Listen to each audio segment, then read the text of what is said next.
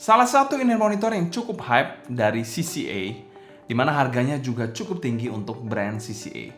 Apakah emang se-hype itu? Biar gak penasaran, bumper dulu.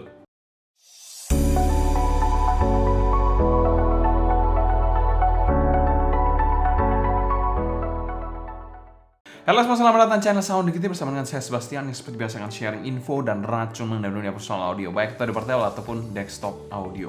Berbicara soal brand CCA sendiri, itu adalah salah satu brand yang terdengar di telinga saya sebagai brand yang ramah di kantong.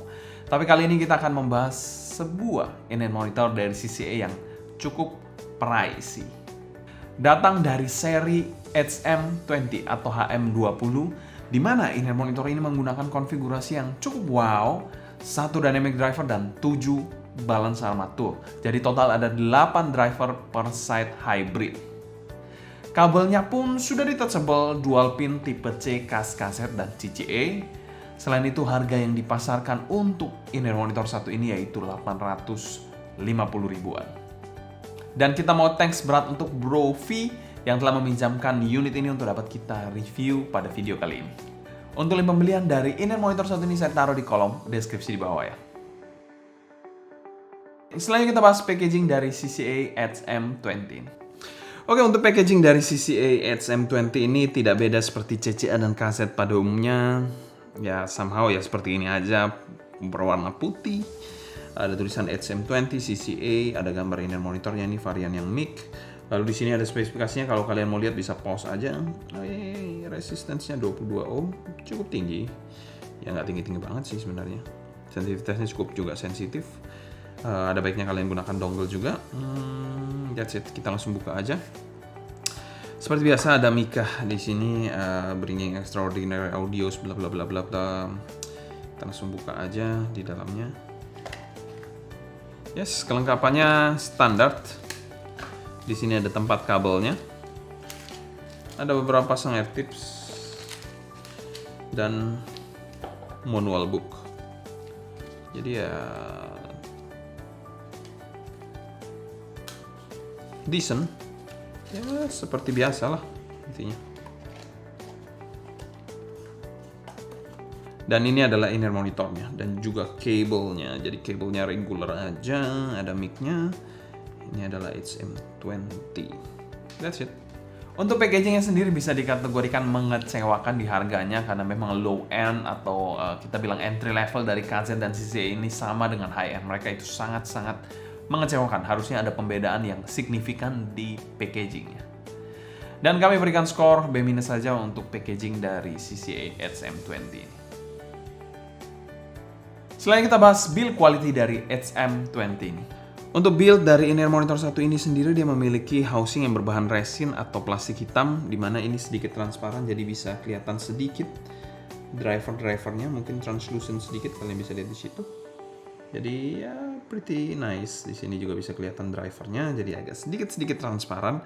Di bagian dalamnya sendiri tidak terdapat marking sama sekali dan juga tidak terdapat fan hole. Kalian bisa lihat di sini. Untuk nozzle-nya sendiri standar dengan diameter mungkin 4 mm ke atas, di mana nozzle-nya sendiri berbahan sama seperti bahan housing-nya. Dan sudah ada filter berwarna putih seperti ini. Kalau kita lihat ke bagian faceplate-nya, nah ini yang cukup menarik. Faceplate-nya ini tidak berbahan resin tapi berbahan metal. Dan juga terdapat banyak fan hole di sini. Mungkin di dalam housingnya tidak ada fan hole, jadi di sini semua fan hole-nya. Jadi banyak sekali lubang-lubang fan di sini di bagian faceplate-nya. Bahannya metal dan berbentuk segitiga gini. Jadi ada segitiga dan segitiga di sini. Ada tulisan HM20 di bagian atasnya. Nah, untuk yang jeleknya dari bagian faceplate-nya ini yaitu finishing-nya nggak terlalu bagus. Jadi sudah ada paint chip yang bisa terlihat di sini. Itu menurut saya mengganggu sekali secara estetika. Jadi itu perlu kalian perhatikan. Dan kabelnya sendiri adalah kabel 0,75 mm dual pin. Tidak ada chin slider dan ada mic, satu tombol di bagian kanan.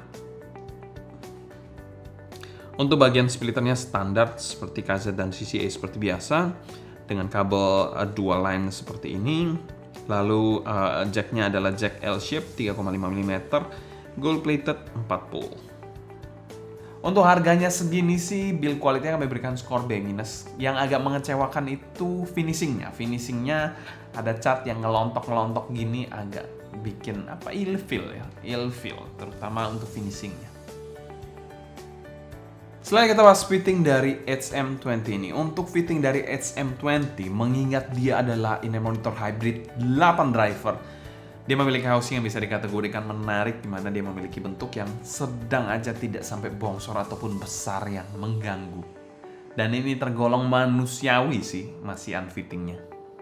Di mana bobotnya sendiri sedikit lebih berat jika dibandingkan dengan KZ ataupun CCA yang entry level. Untuk pemakaiannya sendiri adalah over ear, regular fit seperti ini.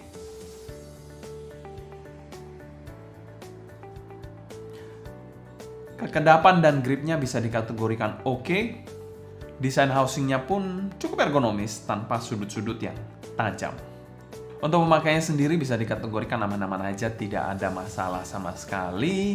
Selain itu juga untuk jangka waktu pemakaian panjang, bukan tipe pemakaian yang terlalu senak banget sampai terasa panas gitu, enggak. Jadi ya cukup oke aja, antara custom inner monitor dan universal dia ada di tengah-tengah lah, cukup oke.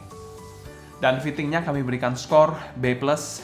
Ini fitting yang cukup oke, mengingat dia menggunakan 8 driver, di mana satu drivernya itu adalah dynamic driver. Selanjutnya kita bahas sound quality dari in-ear monitor satu ini. Arah suara dari in-ear monitor satu ini bisa dikategorikan V-shape, tapi eksekusi V-shape-nya ini cukup unik. Selain itu juga in-ear monitor satu ini ya tidak terlalu berat sebenarnya untuk di drive, tapi tetap saran saya kalau bisa kalian gunakan dongle. Untuk bagian bassnya dari in-ear monitor satu ini bisa dikategorikan bass yang cukup gebuk dengan impact yang oke dan punch yang cukup deep. Bassnya ini bisa dikategorikan juga cukup rapi dengan tekstur DD yang masih dapat banget. Secara kuantitas sudah dikategorikan fun banget di in-ear monitor satu ini dengan bass yang oke sih menurut saya, cukup all-rounder dan asik untuk dinikmati. Untuk bass head tentu saja masih masuk di in-ear monitor satu ini. Dan bisa dikategorikan kalian mau dengerin lagu apapun, bassnya besar dan cukup terkontrol tapi. Untuk mid-nya di sini memang khas dari in-ear monitor V-shape, di mana mid-nya memang sedikit mundur, male vokalnya ini terasa sedikit kurang tebal dan kurang lepas dikit aja. Dengan artikulasi yang oke dan emosi yang masih bisa terjaga di in-ear monitor satu ini. Untuk female vokalnya sendiri terkesan sedikit mundur dengan body yang pas, kesannya tidak ketahan sama sekali, artikulasinya jelas dengan dinamika yang bagus di in-ear monitor satu ini. Untuk shouting-nya sih ada dikit, tapi ya nggak parah-parah banget juga. Selain itu presentasi instrumennya bisa dikategorikan lively, di mana lebih maju dibandingkan vokalnya yang terasa lebih mundur. Untuk treble-nya ini bisa dikategorikan treble yang cukup bright, tapi terkontrol. Kesan treble-nya ini forward, tapi kayak ada invisible wall gitu. Jadi yang menahan treble-nya jangan sampai peak, jangan sampai terlalu nyerang. Jadi eksekusinya ini adem di telinga. Walaupun treble-nya detail, tapi tetap adem di telinga. Jadi tidak sampai nyerang, tapi tetap terasa cukup forward. Jadi teksturnya ini masih dapat banget untuk bagian treble-nya. Ekstensinya juga bagus dengan detail yang oke. Selain itu untuk sibilance-nya masih agak nyerempet-nyerempet dikit. Secara keseluruhan tonalitas dari HM20 ini adalah in-ear monitor V-shape yang bisa dikategorikan matang dan kami berikan skor B+ untuk tonalitasnya. Selanjutnya kita bahas teknikalitas dari in-ear monitor satu ini. Teknikalitas dari in-ear monitor satu ini bisa dikategorikan fun, lively, dan cukup matang. Untuk timbernya dari in-ear monitor satu ini bisa dikategorikan timber yang oke dan tidak ada masalah yang aneh-aneh. Untuk soundstage-nya sendiri, dia memiliki soundstage yang bisa dikategorikan cukup oke, tidak super lebar banget. Untuk depth-nya sendiri bisa dikategorikan depth-nya cukup spesial untuk kelas under 1 jutaan, di mana depth-nya ini cukup terasa, walaupun height-nya ini tidak terlalu tinggi-tinggi banget.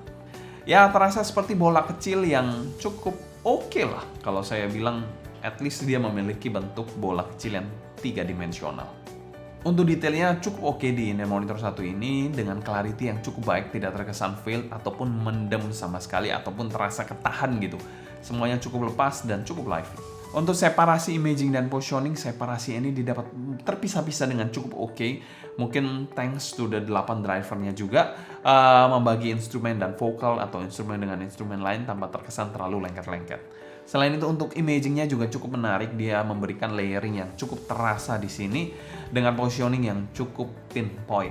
Dan secara umum kami berikan skor A- untuk teknikalitas dari in-ear monitor satu ini. Selain kita bahas pro dan cons dari in-ear monitor satu ini, cons yang paling mengganggu, terutama mata saya, yaitu finishingnya. Finishingnya ini memiliki cat yang ngelontok atau rontok lah, mungkin Indonesianya mungkin umum ngelontok, rontok, jadi catnya ini ngelupas juga. Itu mengganggu sih menurut saya, bagaimana tidak dipikirkan dengan baik untuk finishingnya.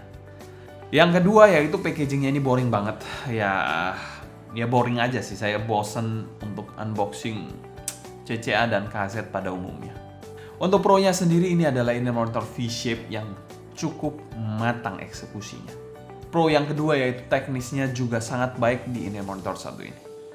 Untuk value for money dari Edge M20 ini kami masukkan pada kategori good value dan kami berikan skor B+. Selain kita bandingkan Edge M20 ini dengan Truhear Hexa. Yes, harganya memang lebih mahal di Hexa, tapi apakah memang Edge M20 dapat bersaing dengan harga yang lebih mahal dari Truhear Hexa ini? Overall, untuk Hexa sendiri dia memiliki suara yang lebih brighter dibandingkan Edge M20. Bassnya jelas lebih fun di Edge M20, lebih besar dan kekar juga dibandingkan di Hexa. Kalau Hexa sendiri bassnya jauh lebih neutral dan less fun. Jadi itu pilihan untuk kalian sendiri, bassnya kalau mau lebih neutral, reference style, kalian bisa pilih ini dibandingkan Edge M20. Untuk bagian mid-nya sendiri lebih mundur di Edge M20 dan lebih forward dan steril terasa di Hexa ini. Dimana Hexa ini lebih meng-highlight vokal dibandingkan Edge M20 yang tenggelam oleh instrumen-instrumen lainnya. Somehow juga terasa lebih boring di Hexa dibandingkan Edge M20. Kalau kalian mau cari in-ear monitor yang fun, jelas ini. Kalau kalian mencari yang analytical, mungkin Hexa adalah pilihan yang tepat. Untuk treble-nya sendiri sedikit lebih brighter dan lepas di Hexa dibandingkan Edge M20. Untuk bagian teknisnya sendiri di Hexa ini terkesan lebih lega aja suaranya dan memang tidak sepadat atau setebal weight note dari Edge M20 ini. Lebih bagus clarity dan detail di Hexa, di mana juga presentasinya juga lebih tegas dibandingkan Edge M20 yang lebih padat suaranya. Walaupun di satu sisi dia juga jauh lebih fun dibandingkan Hexa. Kesimpulan, mungkin saya aja yang terlalu meremehkan brand-brand seperti KZ dan CCA. Tapi akhir-akhir ini CCA sudah meramu dan meracik in-ear monitor mereka dengan sangat serius. Membuat Edge M20 ini adalah salah satu in-ear monitor V-shape yang bisa dikategorikan cukup matang. Mungkin sekian dulu untuk cerita saya mengenai Edge M20 ini. Kalau kalian suka, jangan lupa subscribe, klik tombol like, follow Instagram, TikTok, and Discord kita @Sounddignity agar kalian tidak ketinggalan update-update terbaru mengenai dunia portable dan desktop audio. Kalau kalian ada pertanyaan seputar Edge M20 ini, feel free juga untuk tulis pertanyaan kalian di kolom komentar di bawah ya. Mungkin sekian dulu untuk video kali ini. Saya Sebastian dari Sounddignity pamit undur diri. Sampai jumpa di video berikutnya. Happy listening, stay healthy, and ciao.